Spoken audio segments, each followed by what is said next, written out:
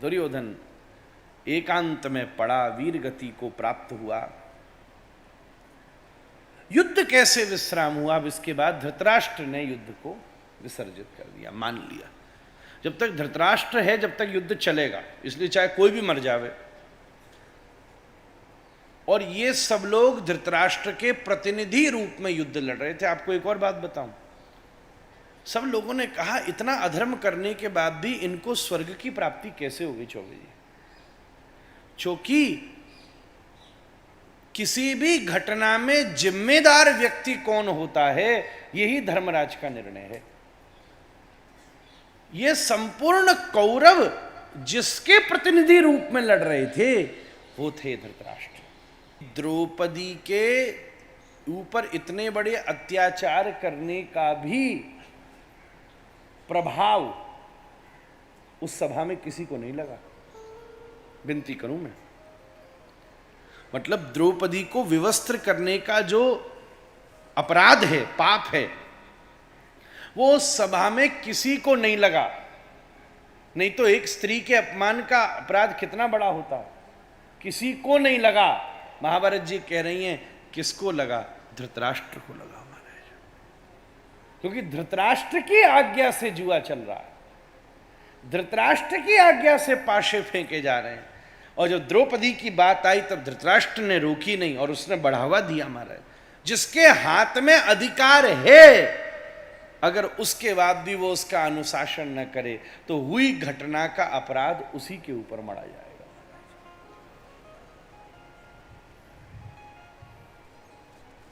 ध्यान दी। इसीलिए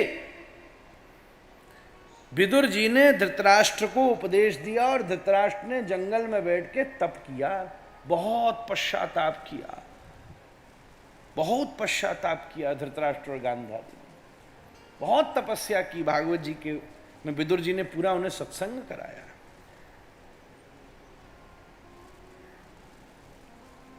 कैसी स्थिति है?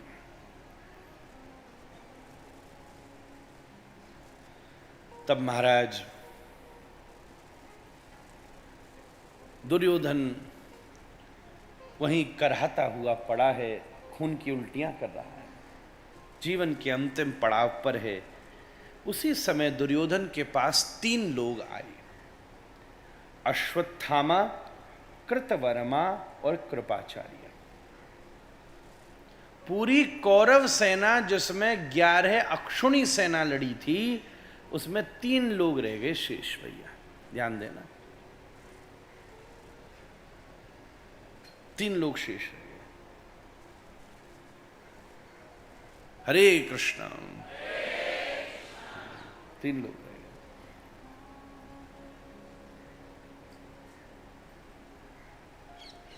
लगभग 3.25 करोड़ सैनिक और 2.25 करोड़ सैनिक, इतने सैनिक लड़े थे।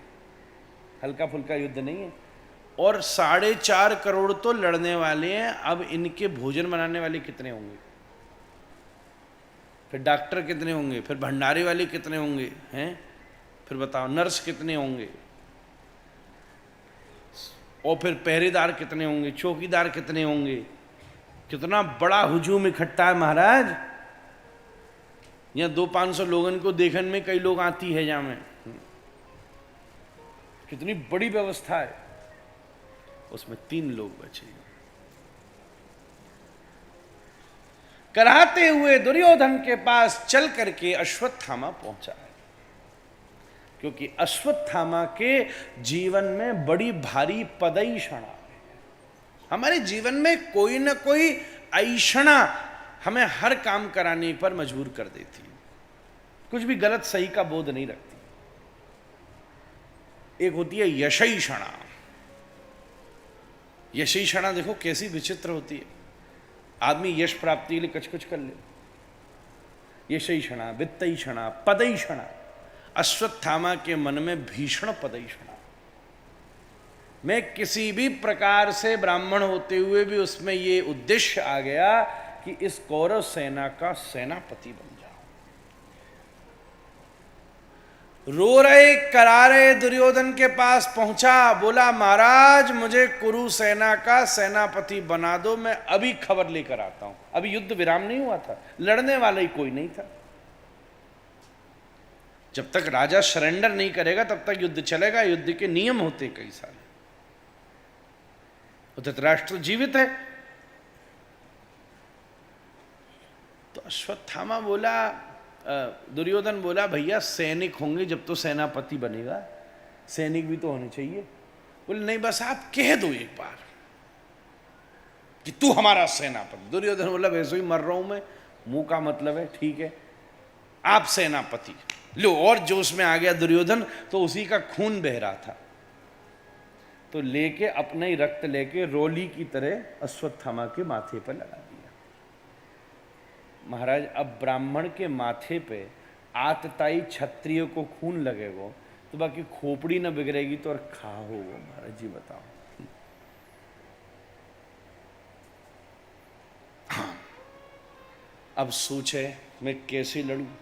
तो अश्वत्थामा, कृतवर्मा और कृपाचार्य, और ये सबसे बढ़िया लोग थे, विद्वान।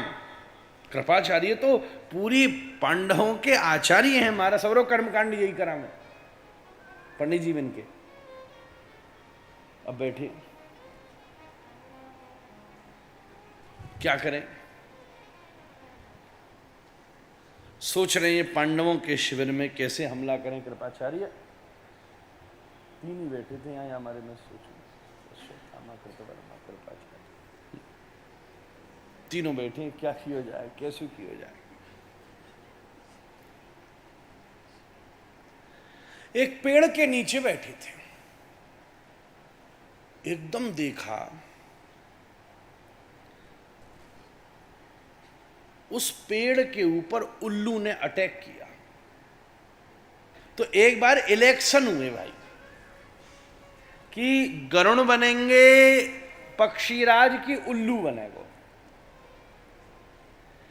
तो बराबर बराबर की वोटिंग हुई नाड़ी जी, बराबर बराबर। एक वोट था कौआ को, एक वोट था कौआ को, वो जिस तरफ डाल देगा वो विनर होगा। बाने डाल दियो गरुड़ जी की तरफ, गरुड़ जी जीत गए, पक्षीराज हो गए। तब से उल्लू इतना खैप खावे बिनते छोड़े ना है महाराज। ये पुरानी दुश्मनी है दोनों की, पौराणिक। देखो ऐसी कथा सुनाई आज हमने आपको। वंशानुगत दुश्मनी भी आती है, मनुस्मृति में वर्णन है हमारा।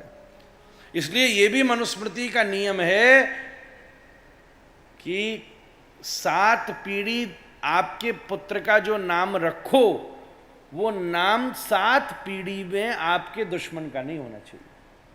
ये भी एक नियम।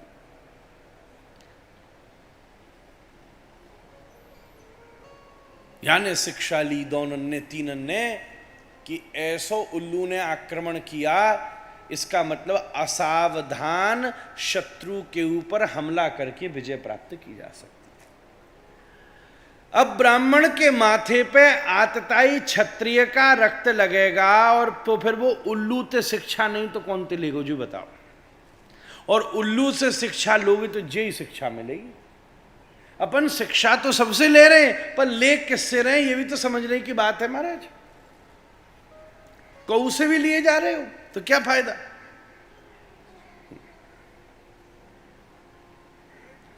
एक से हमने पूछी 7 दिन में आपको हमारी कौन सी बात अच्छी लगी, तो बोलो महाराज आपके दुपट्टा बहुत अच्छी लगी हमको। मैंने मरो गरो फारो इतनो हमने पसीना बहारो माथो मारो बस सुसरे हमारो दुपट्टा अच्छा लो। बता रहे ऐसा सब भ्रष्ट कर दियो मामला।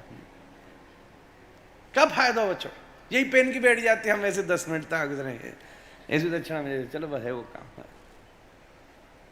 चलो ये तो बेचारो अच्छा हो या क्या को फेंकू मैं।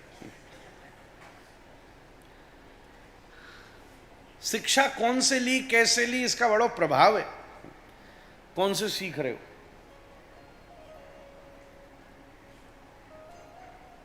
उल्लू से शिक्षा लेके हरे कृष्ण। उल्लू से शिक्षा लेके और यानी सोते भई पांडव के बालकन में शिविरन में हमला कर दिया। आज भगवान श्री कृष्ण ने एक लीला और की थी। पांडव के शिविर में पांडवों को सुलाया नहीं था, ठाकुर जी ने प्रयास पहले किया। आज तुम हमारे पास आओ, हम कुछ रात में मंत्रणा करेंगे। सो नहीं रहे थे, पर ऐसी लीला हुई। विधि का तो विधान होता ही है भैया। देखो, हिसाब तो धर्मराज को भी चुकता करना ही पड़ेगा। भगवान थोड़ा ऑइंटमेंट लगा सकते हैं जरूर, पर प्रारब्ध तो जीव को काटना ही पड़ेगा। पांडवों को ने भी काटो ही है। तो पांडवन के बच्चा वहां सो रहे और अश्वत्थामा ने सोते हुए बालकन का मस्तक को छेदन कर दिया। थोड़ी देर में द्रौपदी आई और उसके क्रंदन से उसकी क्रंदन ध्वनि आसमान तक चली गई। सब इकट्ठे हुए। क्या हुआ क्या हुआ? बोले 5 पुत्रों की हत्या कर दी दुष्ट ने। धृष्टद्युम्न का भी वध किया। द्रुपद के पुत्र, द्रौपदी के भैया, क्योंकि उसने द्रोणाचार्य का वध किया था।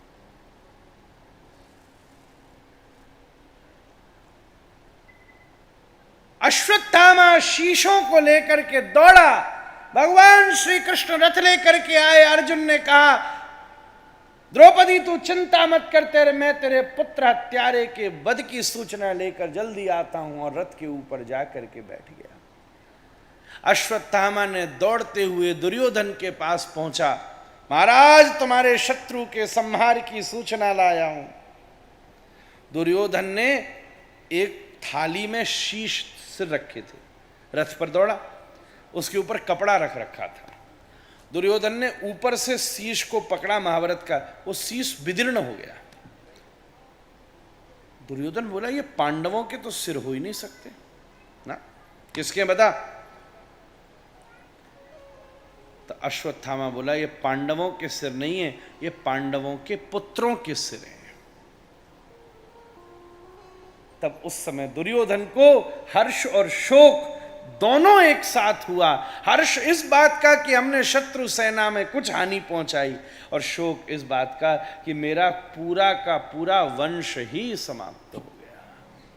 अब तो मेरे यहां कोई है ही नहीं। और जब उसको हर्ष और शोक एक साथ हुआ, उसी दिन उसकी मृत्यु हो गई। महाराज,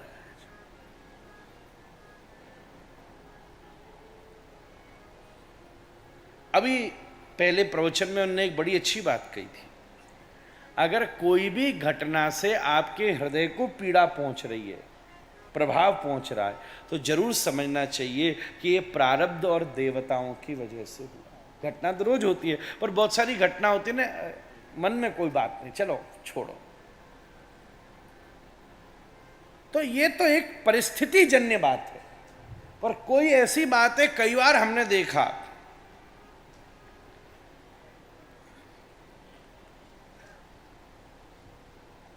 छोटी सी चीज चली जाए और हृदय को बड़ी पीड़ा हो, इसका मतलब प्रारब्ध जनित है।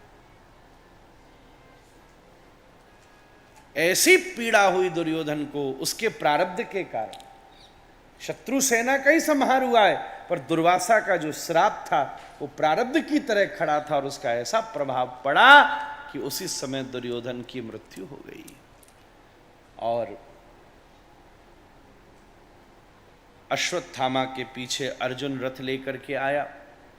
घबरा करके अश्वत्थामा ने अर्जुन की तरफ सांवर्तक अग्नि छोड़ते हुए ब्रह्मास्त्र का ऐसा आक्रमण किया कि अर्जुन देख करके घबराने लगा। ये क्या आ रहा है श्री कृष्ण सामने से? कन्हैया बोले, क्या आ रहा? ब्रह्मास्त्र आ रहा है। अर्जुन तो घबरा गया, बोले महाराज तुम तो ऐसे ही बोल रहे जैसे कोई लॉलीपॉप आ रही हो। महाराज, ब्रह्मास्त्र आ रहा है, और ब्रह्मास्त्र भी इस मूर्ख को छोड़ना आता है, वापस बुलाने नहीं आता। द्रोणाचार्य जी ने इसको शिक्षा दे रहे थे, सो गया था ये बीच में, तो यानी आधी शिक्षा ली आधी नहीं ली, इसलिए जो कथा में सो जाते हैं उनको ऐसे ही हाल हुए महाराज। और इसने पूरी शिक्षा ली है। तो श्री कृष्ण बोले, इसमें कौन सी बड़ी बात है, जहर को जहर काट देता है, तू भी एक तीर छोड़ दे और अपने तीर से उसके तीर को रोक दे और दोनों तीरों को आकर्षित कर ले। अर्जुन उठकर श्री कृष्ण के चरणों में गिर पड़ा। आज ये श्रेष्ठ द्रोण शिष्य ये घोषणा करता है कि हे श्री कृष्ण, आपसे बड़ा धनुर्योद्धा इस ब्रह्मांड में दूसरा नहीं है। ये शिक्षा तो हमको द्रोणाचार्य जी ने भी नहीं दी आज तक। ऐसा ही करके अश्वत्थामा के अस्त्र को रोक लिया। अश्वत्थामा को पकड़ लिया और तलवार उठा ली और मारने को था। इसकी शक्ल देख के रुक गया। श्री कृष्ण ने उकसाया, मार इसको, तू वचन दे के आया द्रौपदी को, इसका कर इसका वध। अर्जुन बोला, नहीं, ये मेरा गुरुपुत्र है, इसके पिताश्री ने मुझे शिक्षा दी है, उसके ऋण की वजह से ही तो मैंने इस महाभारत रूपी महासमुद्र को पार किया है। मैं इसको कैसे मार दूं? भगवान ने और उकसाया, फिर भी नहीं मारा। और बाद में श्री कृष्ण ने खींच के अर्जुन को हृदय से लगा दिया। इतने बड़े क्रोध के बाद भी, जिसके हाथ में पुत्र का खून लग रहा हो, उसकी शक्ल को देख करके भी तेरा विवेक नहीं खोया, इसलिए तो तू मेरा मित्र है भैया। हरे कृष्णा। नहीं तो हम तो 2 मिनट में विवेक खो देते हैं। गीता कहती है महाराज, क्रोधात् भवति सम्मोह, सम्मोहात् स्मृति विभ्रम, स्मृति भ्रंशात् बुद्धिनाश, बुद्धिनाशात् प्रणश्यति। सब खत्म। पर जिसके हाथ में तेरे बच्चे का खून लग रहा था, जिसकी शक्ल पर छींटे लग रहे थे, तूने उसकी शक्ल में भी अपने गुरुजी का दर्शन किया और उसको दंड नहीं दिया। ऐसा विवेकशील व्यक्ति ही तो श्याम सुंदर का मित्र हो सकता है। तुम क्या सोचो, डलिया में ले लेके डोलो तो कन्हैया हमारे मित्र है क्या? डलिया में ले तो मित्र हो गए हमारे। कैसी विचित्र बात।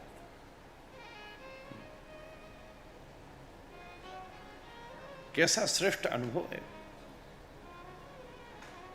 उसी समय इसको पशु की तरह बांधकर, ठीक है, मैं इसका वध तो नहीं करूंगा पर अब इसका सम्मान भी नहीं कर सकता, घसीटते हुए इसके हाथ को रथ के पीछे बांध कर ले जाया गया। सबने पहचाना, यो ये तो अश्वत्थामा है। पर जब द्रौपदी ने देखा कि अश्वत्थामा आ रहा है तो एकदम गर्जना कर दी, मुंचता मुंचता मेष ब्रह्मणो नितराम गुरो। अरे इसको छोड़ दो, इसको छोड़ दो। इसके महान पिता की कृपा से हमने महाभारत का ये युद्ध जीता है। आज से पहले जब गुरुपुत्र हमारे शिविर में आते थे तो हे भीम, तुम ही तो सबसे पहले आगे जाकर हाथी के नीचे हाथ को लगा करके सीढ़ी बनाकर इनको हाथी से नीचे उतारते थे। हे युधिष्ठिर, आप ही तो पहला माल्यार्पण करते थे। हे अर्जुन, आप ही तो शंख बजाते थे। हे नकुल सहदेव, भाले लेकर सावधान सावधान कहकर अपने गुरुपुत्र का आप शिविर में स्वागत करते थे। आज ये कैसा हो गया? अरे जो कष्ट मुझे हुआ है वो कष्ट मैं अपनी गुरु माता को नहीं दे सकती, इसलिए 5 पुत्रों की हत्या के बाद भी मैं अपने गुरुपुत्र अश्वत्थामा को क्षमा करती हूं महाराज। जब द्रौपदी के इस व्यवहार को देखा तो युधिष्ठिर की आंखें भीग गईं। बोला, आज तक हम सोचते थे कि हमारी पत्नी बनकर ये भाग्यशाली हुई है, नहीं, इसके पति बनकर हम 5 सौभाग्यशाली हो गए। द्रौपदी का महान चरित्र सामने खड़ा था। उसी समय भीम आगे आ गए। अरे ये सब बातें ठीक है, पर जस्टिस और सेंटिमेंट्स का कोई संबंध नहीं है। न्याय और भावना अलग अलग चीजें। कोई जज सोचे कि हमारी चाची की बहन जी हैं, अरे इनको कम सजा दे दो, ऐसे कैसे काम चलेगा? न्याय में कोई संबंध नहीं चलता। ये होंगे गुरुपुत्र, पर देखा जाए तो ये संतति और वीरों के इन्होंने आतताई भाव से वध किया है, इसलिए आतताई को मारना ही राष्ट्र धर्म है, दंड देना ही पड़ेगा। श्री कृष्ण प्रसन्न हो गए। 4 भैया वो करते हैं जो कृष्ण कहते हैं, पर श्री कृष्ण भी वो करते हैं जो भीम कहते हैं। क्योंकि भीम के जीवन में अर्जुन को युद्ध से पहले समस्या हुई महाराज जी, और युधिष्ठिर को युद्ध के बाद समस्या हुई, पर भीम को न युद्ध से पहले हुई न युद्ध के बाद हुई। मस्त रहते महाराज। इसलिए तो दुर्योधन भी जानता है, बलम भीमाभिरक्षितम। गीता का श्लोक है, अपर्याप्तम तदस्माकं बलम भीष्माभिरक्षितम पर्याप्तम तुदमेतेषां बलम भीमाभिरक्षितम।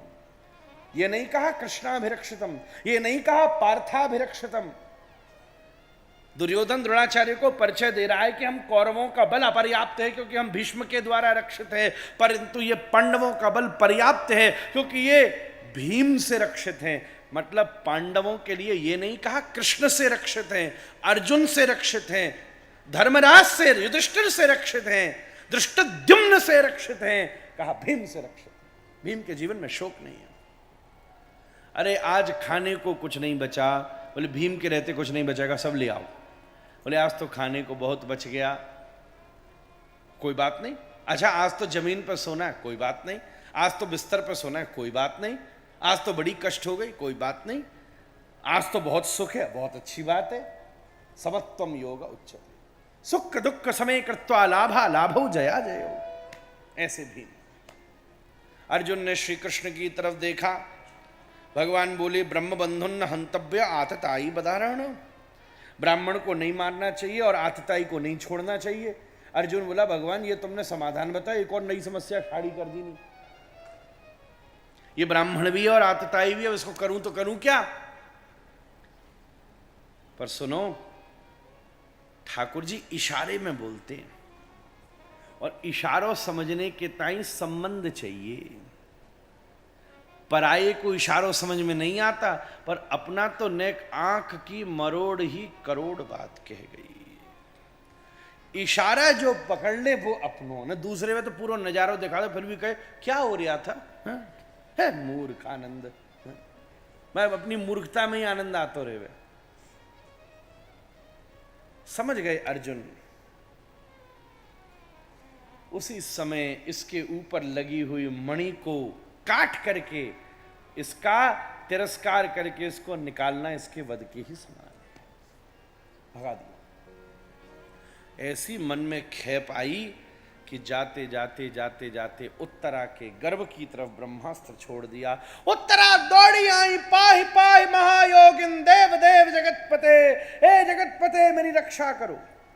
एक गर्भिणी स्त्री की रक्षा करने का धर्म उसके पति का होता है चौबे जी, परंतु पति तो वीरगति को प्राप्त हो चुका है, अर्थात मोक्ष हो चुका है और मुक्ति में भगवान के ही स्वरूप में उसका प्रणिधान हो जाता है। कहने का मतलब पति कहाँ है? बोले परदेश है। बोले वो परदेश कौन सा है? श्री कृष्ण है। श्री कृष्ण में ही तो साष्टी सामीप्य सारूप्य किसी न किसी मोक्ष को उसने प्राप्त किया है। इसलिए तो हे जगतपते कृष्ण, अब तुम्हारी जिम्मेदारी है कि तुम मेरे गर्भ की रक्षा करो। तो भगवान बोले सुनो,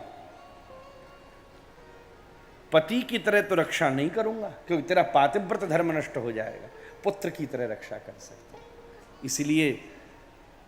इसीलिए कर्णरंध्र के माध्यम से तेरे गर्भ में प्रवेश कर जाता हूं, तेरे पुत्र का सहोदर हो जाता हूं।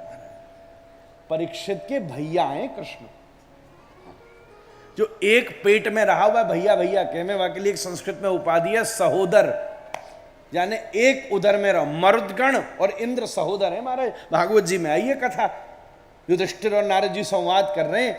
मरुदगण और इंद्र सहोदर हैं, बार बार काटता जाता है इंद्र, वो और पैदा है जाते। एक गर्भ में जो रहा वो सहोदर है। परीक्षित श्री कृष्ण का सहोदर है। भगवान ने कहा तू चिंता मत कर बेटा, 7 दिन तक चौबे जी 7 दिन तक श्री कृष्ण गर्भ में रहे परीक्षित के साथ। 7 दिन। इसलिए परीक्षित ने 7 दिन की ही कथा से भगवत प्राप्ति कर ली है। 7 दिन तक, एक एक दिन में जो श्री कृष्ण ने अपने रूप का दर्शन कराया है। कभी भगवान मत्स्य की तरह माता के गर्भ के जल में गोता लगाते, कभी नृसिंह की तरह दहाड़ मारते, कभी वाराह की तरह विराजमान होते। जितने अवतार गर्भ में लिए उन सभी अवतारों की कथा सुखदेव जी ने परीक्षित को सुनाई और अंत में नाम संकीर्तन करता हुआ परीक्षित भगवत प्राप्ति कर गया महाराज। 7 दिन रहे, तू चिंता मत कर। दोनों चीजें अमोघ हैं। कहीं आम मिलता है कहीं नहीं मिलता, कहीं केला मिलता है कहीं नहीं मिलता, कहीं सेब मिलता है कहीं नहीं मिलता, कहीं अमरूद मिलता है कहीं नहीं मिलता, पर 2 चीजें सब जगह मिलती हैं। इन हिमालय के शिखरों पर भी और इस गंगा की गहराई में भी सब जगह मौत मिल सकती है और सब जगह मेरे राधा रमण जी की कृपा मिल सकती है। हरे कृष्ण।